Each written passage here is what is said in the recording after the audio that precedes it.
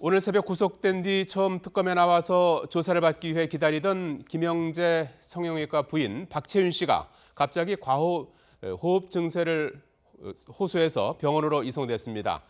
이런 가운데 어제 청와대 압수수색 시도에 실패한 특검이 황교안 권한대행 측에 압수수색 협조 공문을 보낸 뒤 공식 입장을 기다리고 있습니다. 취재기자 연결합니다. 김성환 기자. 네, 특검 사무실에 나와 있습니다. 예.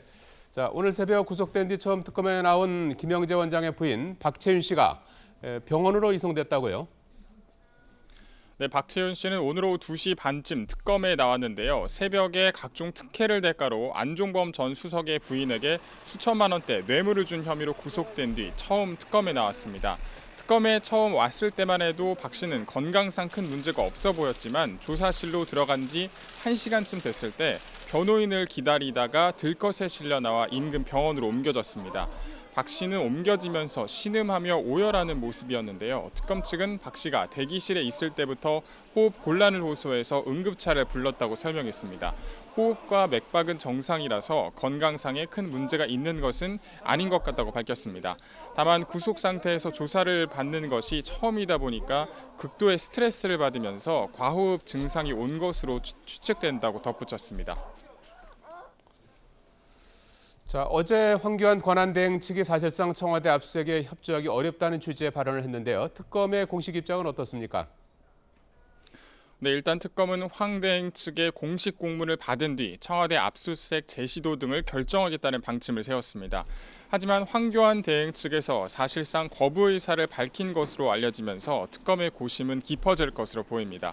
청와대가 완강히 거부하고 황 대행마저 이를 받아들이지 않는다면 청와대에 강제로 들어가기는 어렵기 때문입니다.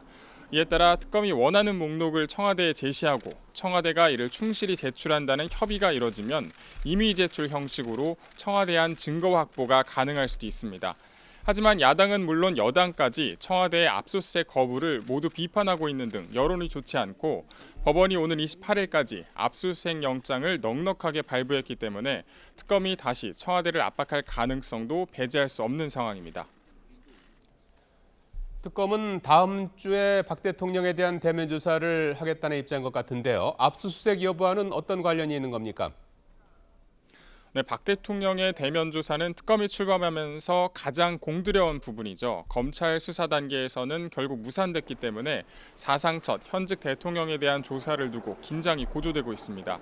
특검은 늦어도 10일까지 박 대통령에 대한 조사를 해야 한다고 못 박으면서 준비하고 있기 때문에 압수수색 가능 여부와 큰 상관은 없어 보입니다. 또 대통령에 대한 직접 조사 자체가 중요한 만큼 청와대의 요구를 받아들여 비공개 조사도 가능하다는 입장입니다. 다만 조사 방식과 장소 등에 대해서는 계속 청와대 측과 조율하는 것으로 알려졌습니다. 지금까지 서울 대치동 특검 사무실에서 YTN 김승환입니다.